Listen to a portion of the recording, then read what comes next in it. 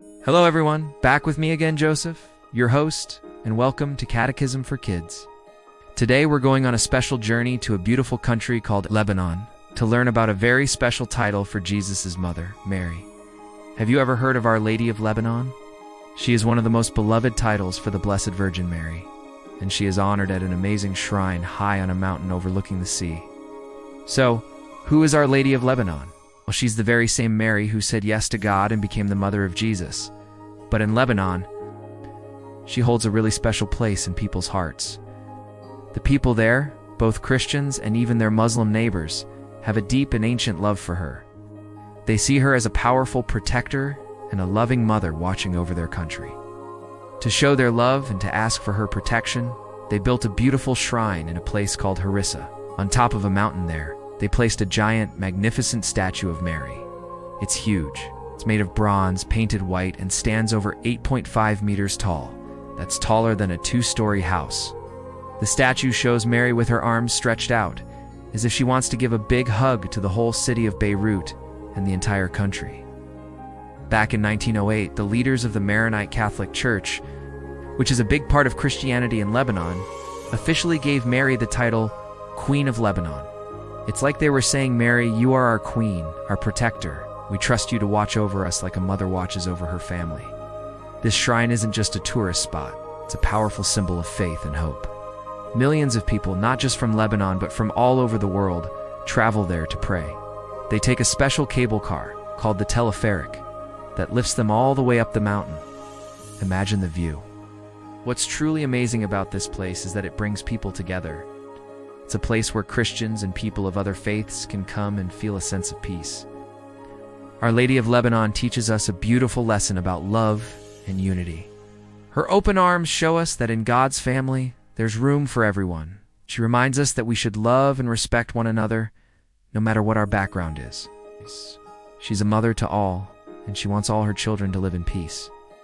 Mary's whole life teaches us about trust. Think about it. She always trusted God's plan, even when it was probably confusing or even a little scary. By looking at her example, especially as Our Lady of Lebanon, we learn to trust God more in our own lives.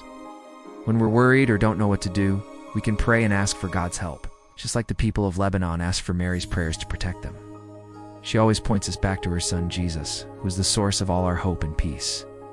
There's another special place nearby in Lebanon called Our Lady of Montara, which means Our Lady of Waiting. Tradition says this is a grotto where Mary waited for Jesus while he was traveling and teaching in nearby towns. This place reminds us about the importance of patience and being ready to help others. Just as Mary waited patiently for Jesus, we are called to be patient with God's timing, and to always be ready to serve others, following the example of Jesus and his mother. The message of Our Lady of Lebanon has been so important that even popes have visited the shrine. Pope John Paul II went there in 1997 and celebrated Mass. He prayed that Our Lady of Lebanon would help all those who are suffering in the world. Later, Pope Benedict XVI also asked for her protection, praying for peace in Lebanon and for dialogue between different communities.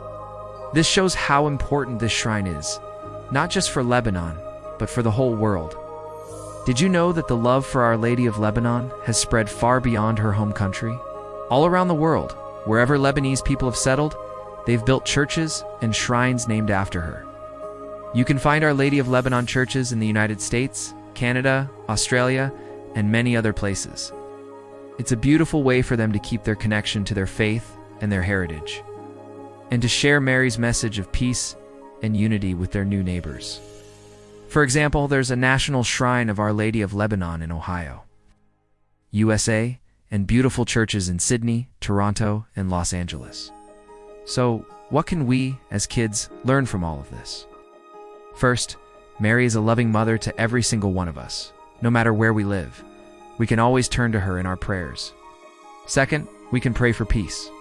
Just like the people of Lebanon pray to Our Lady for peace in their country, we can pray for peace in our own families, in our schools, and in the whole world. Mary's open arms at the Harissa Shrine remind us to have open hearts, to be welcoming and kind to everyone we meet. Let's end with a little prayer. You can say, Our Lady of Lebanon, Queen of Peace, thank you for being a mother to us all. Please wrap your loving arms around our world and bring peace to every heart and every home.